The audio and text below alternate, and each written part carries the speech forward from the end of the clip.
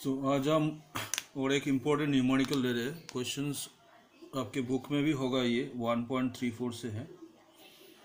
तो इसमें जो बताता है कि क्वेश्चन ऐसे बताता है कि welding fuel that contains carbon and hydrogen only. तो एक फ्यूल आपके रखा हुआ है जिसमें कार्बन और हाइड्रोजन है। Burning of small sample of it in oxygen. तो अगर हम इसको बर्न करते हैं इन oxygen, that gives you carbon dioxide and water. So if carbon is burned in presence of oxygen, gives you carbon dioxide. Hydrogen in presence of oxygen gives you water, and gives this one carbon dioxide is 3.38. So this one is 3.38 gram and water 0.69 gram. तो अब दोबारा question को लेते हैं। Welding fuel contains carbon and hydrogen only. Burning small sample of it gives oxygen. In oxygen gives 3.38 gram carbon dioxide and 0.69 gram of water. तो इतना तक question है अभी तक। A volume of 10 liter of the welding gas is found to weigh 11.6 gram. तो इसका जो 10 litre अगर इस फ्यूल को लेते हैं एक कंटेनर में, जिसका वेट निकलता है 11.6 ग्राम। तो इसको ऐसे फिगर हमने बनाया हुआ है। अगर इसका 10 लीटर लेते हैं this fuel, that is what we have.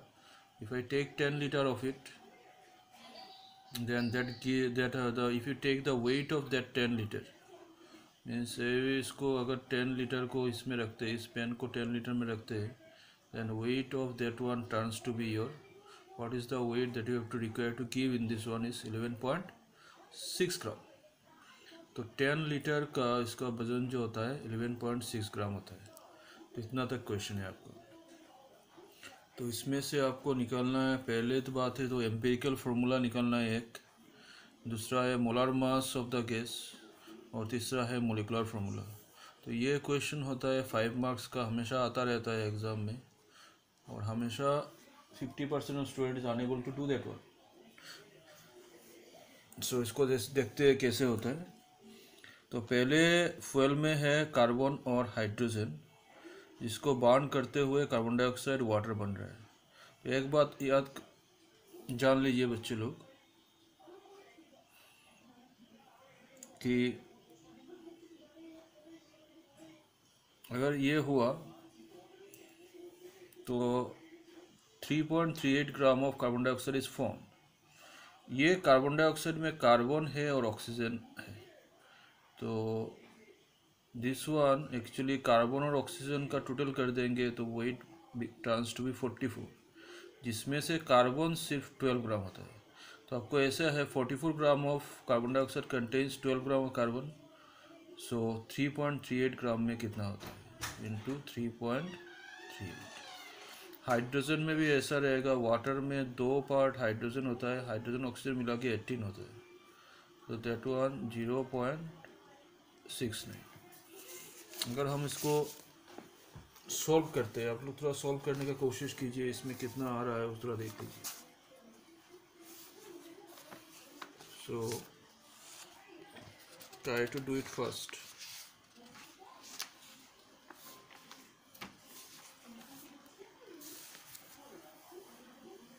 So this one amount of carbon, AMT हमने लिखा हुआ है, अमाउंट ऑफ कार्बन। अगर हम इसको करते हैं तो that one turns to be your 0.921 gram होगा। और इसको हम करते हैं अमाउंट ऑफ हाइड्रोजन इज 0.076 होगा। तो मोल्स ऑफ कार्बन क्या है, given mass by molar mass. तो ये है गिवन मास,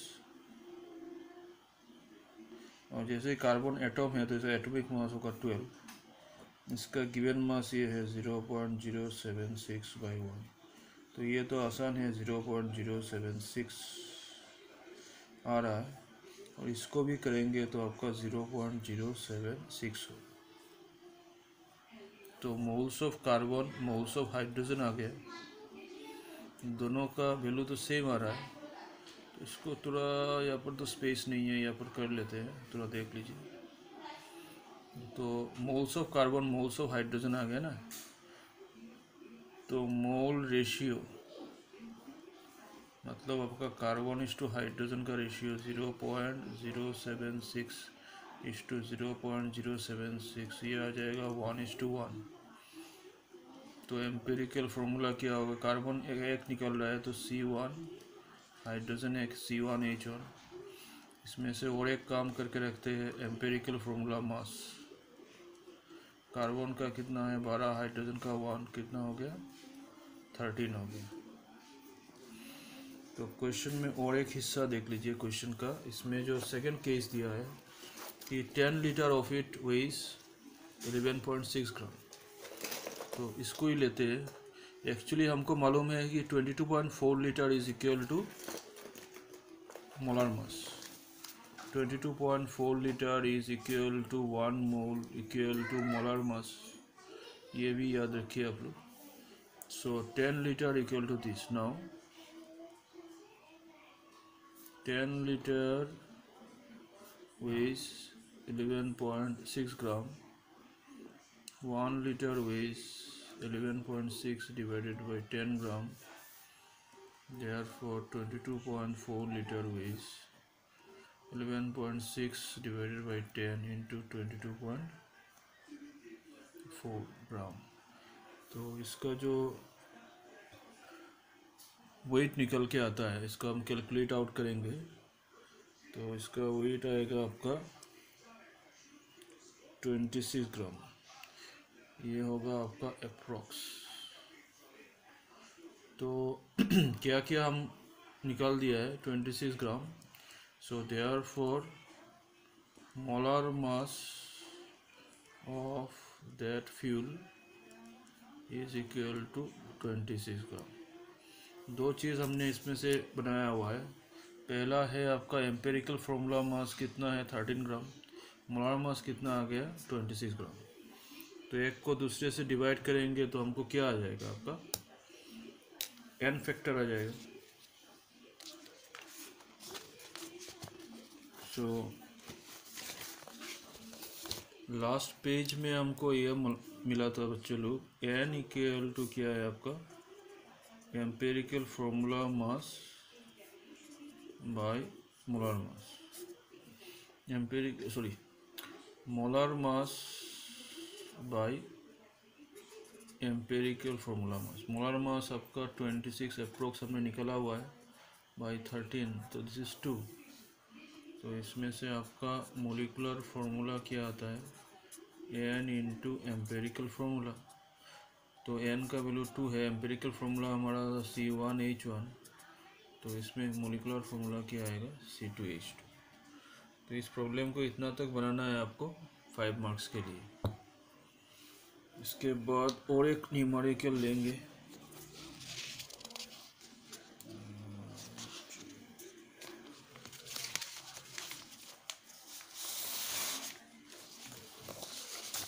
ये जो क्वेश्चन दिया हुआ है आप तो थोड़ा देख लीजिए।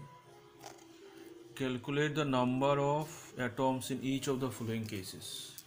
52 मोल्स ऑफ आर्गन। सो किसी भी चीज़ का 1 मोल में रहता है 6.022 10⁻23। नंबर मतलब 1 मोल में सबका इतना ही रहेगा।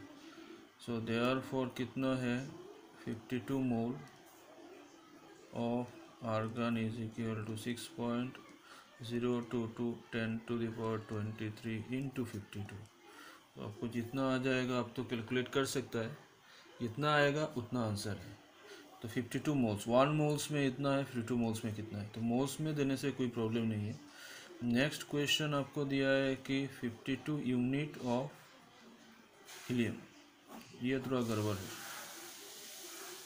क्योंकि 4 unit of helium is equal to 1 atom of helium. तो 1 unit of helium is equal to 1/4 atom of helium. 52 unit of helium equal to 1/4 into 52, 13 atoms of helium. Question 3 जो है 52 ग्राम ऑफ हीलियम। अभी थोड़ा कॉन्ट्रास्ट देख लीजिए। 52 ग्राम of helium, ये ग्राम में दिया था, ये यूनिट में दिया था। यूनिट में देने से आपका क्या है, जो हमने एटॉमिक मास टेबल याद किया है कि 4 यूनिट इक्वल टू 1 एटम, लेकिन अभी 4 यूनिट इसको याद रखिए। 4 gram of helium is equal to 6.022 10⁻23 atom. अभी दो चीज़ हमको याद रखना है। अगर 4 यूनिट ऑफ हीलियम लेते हैं तो हमको इतना आता है। अगर यूनिट को भी, अगर 16 यूनिट ऑफ ऑक्सीजन लेते हैं तो 1 एटम ऑफ ऑक्सीजन होगा। और यूनिट को अगर ग्राम में लेते हैं, ये यूनिट को हमने ग्राम में लिया है, तब क्या होगा, ये नंबर में आ जाएगा। तो इसको आपको याद रखिए कि इतना ग्राम में आ जाएगा। तो इतना तो होने से आपका 52 ग्राम में कितना आएगा, तो easily can be calculated. 1 gram of this one contains 6.022 10⁻23/4 and 52 gram of this one contains 6.022 10⁻23/4 into 52। सो ये तो 13 इंटू इस मल्टीप्लाई करने से जितना आएगा इतना आपका आंसर। सो नेक्स्ट क्लास में यूनिट 2 स्टार्ट करेंगे। अभी हम सिलेबस को ऐसे ही प्रोसीड करेंगे जितना सिलेबस मतलब मॉडिफाइड सिलेबस में है। मॉडिफाइड कोर्स में जितना होगा इतना ही सिलेबस कवर करेंगे, बाकी सब सब्जेक्ट को इग्नोर करेंगे। Thank you.